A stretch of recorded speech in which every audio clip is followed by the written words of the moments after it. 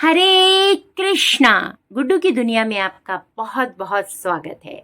तो हरी हरी बोल सीरीज में आज हम लेकर आए हैं सोमवार व्रत कथा। तो सबसे पहले आप सभी को श्रावण मास की बहुत बहुत शुभकामनाएं। शिव पुराण के अनुसार सावन सोमवार का व्रत करने से भाग्य उदय होता है और भक्तों पर शिव की कृपा बनी रहती है। साथ ही जीवन में सुख समृद्धि और खुशहाल वैवाहिक जीवन के लिए सावन सोमवार का व्रत किया जाता है। सावन में भगवान शिव की पूजा अर्चना करने से ग्रह नक्षत्रों का शुभ फल प्राप्त होता है और सभी दोष दूर होते हैं, क्योंकि भगवान शिव सभी ग्रह नक्षत्र और सृष्टि के स्वामी हैं। वे देवों के देव महादेव हैं। जो प्रतिदिन भगवान शिव की पूजा अर्चना नहीं कर सकता, उसे सावन के सोमवार के दिन भोलेनाथ की पूजा अवश्य करनी चाहिए और व्रत रखना चाहिए। महादेव को आशुतोष भी कहा जाता है। आशुतोष का अर्थ है तुरंत खुश होना, प्रसन्न हो जाना, होने वाला।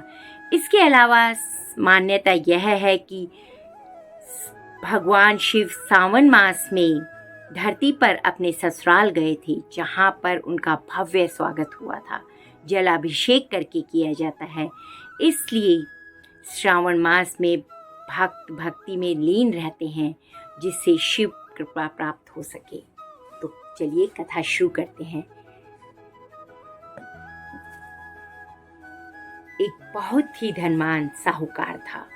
उसके कोई पुत्र न था। इस चिंता में वह रात दिन लीन रहता था और पुत्र की कामना के लिए प्रति सोमवार को शिव का व्रत और पूजन किया करता था। सायंकाल को मंदिर में जाकर दीपक जलाया करता था। उसके इस भक्ति भाव को देखकर एक दिन पार्वती जी ने शिवजी महाराज से कहा, महाराज, यह साहूकार आपका अनन्य भक्त है और सदैव आपका व्रत और पूजन बड़ी श्रद्धा से करता है। इसकी मनोकामना पूर्ण करनी चाहिए। शिवजी महाराज ने कहा, महारानी जी, पार्वती जी, यह संसार कर्म क्षेत्र है।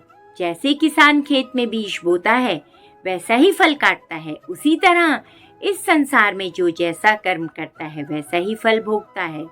पार्वती जी ने अत्यंत आग्रह से कहा, महाराज, जब यह आपका ऐसा भक्त है और इसको किसी प्रकार का कोई दुख है, तो आपको उसे अवश्य दूर करना चाहिए, क्योंकि आप तो सदैव अपने भक्तों पर दया करते हैं और उनके दुखों को दूर करते हैं।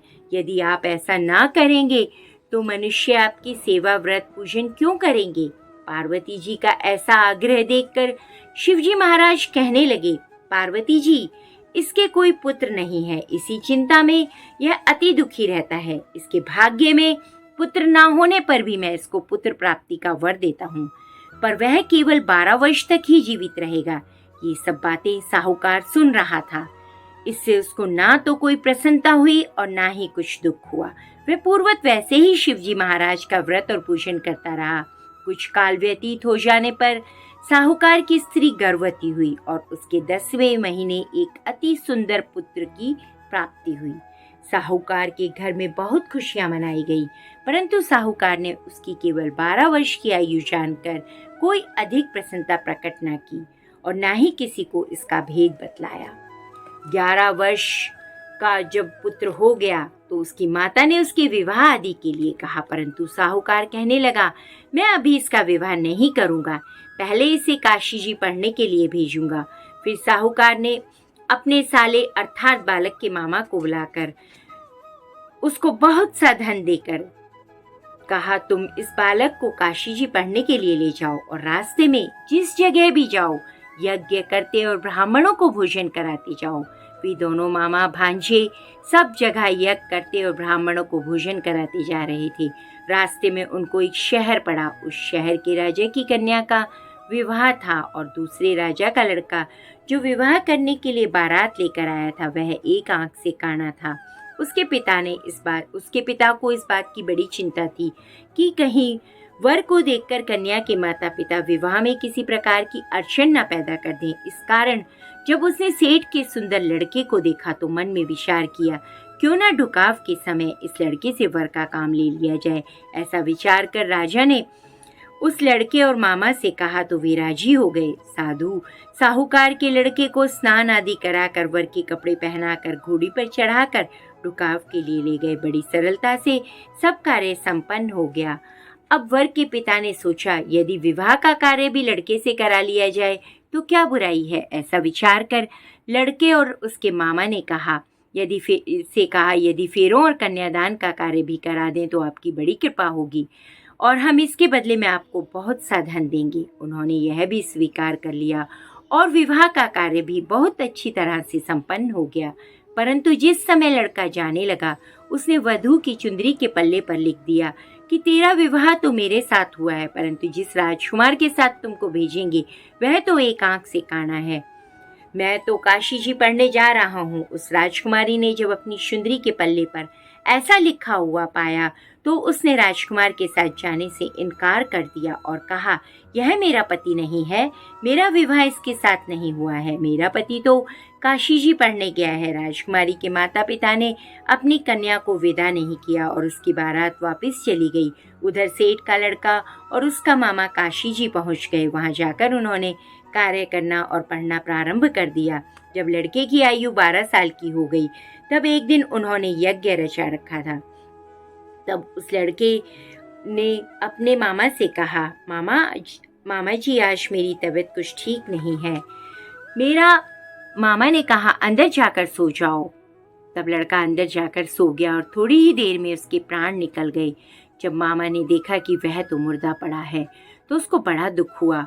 उसने सोचा कि मैं अभी रोना पीटना मचा दूंगा तो यज्ञ का कार्य अधूरा रह जाएगा। अर्थात उसने जल्दी जल्दी यज्ञ का कार्य समाप्त कर ब्राह्मणों के जाने के पश्चात रोना पीटना आरंभ किया।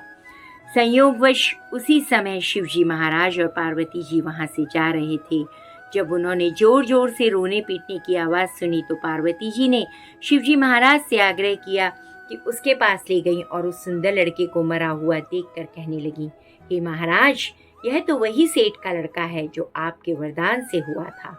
शिवजी महाराज ने कहा, पार्वती, इसकी आयु इतनी ही थी सो भोग चुका है। पार्वती जी ने कहा, महाराज, कृपया करके इस बालक को और आयु दो, नहीं तो इसके माता पिता तड़प तड़प कर मर जाएंगे। पार्वती जी के इस प्रकार बार बार आग्रह करने पर शिवजी महाराज ने उसको वरदान दिया और शिवजी महाराज की कृपा से वह लड़का जीवित हो गया।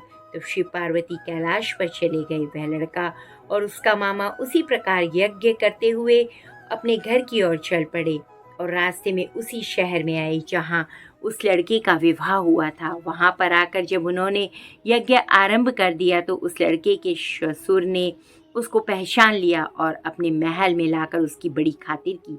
साथ ही धन और दास दासियों से जमाता और पुत्री का आदर सत्कार कर विदा किया। जब वह अपने शहर के निकट आए तो उसके मामा ने कहा कि पहले तुम्हारे घर जाकर खबर कराता हूँ। उस समय उसके माता और पिता अपने घर की छत पर बैठे हुए थे और उन्होंने यह प्रण कर रखा था कि यदि हमारा पुत्र सकुशल घर आ गया तो राजी खुशी नीचे आ जाएंगे, नहीं तो छत से गिरकर अपने प्राण दे देंगे।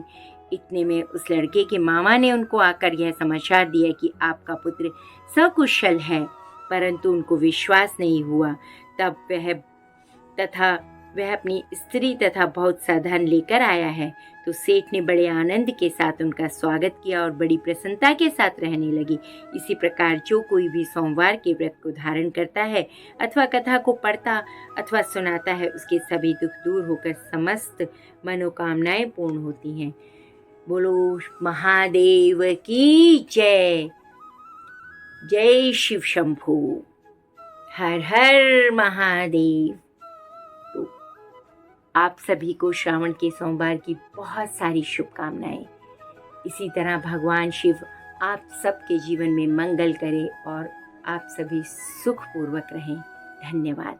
कथा अगर आपको अच्छी लगी हो तो प्लीज़ इसे लाइक, सब्सक्राइब और शेयर करना ना भूलें और कमेंट्स में जय शिव शंभू कहकर अपनी हाजिरी लगाएं। धन्यवाद।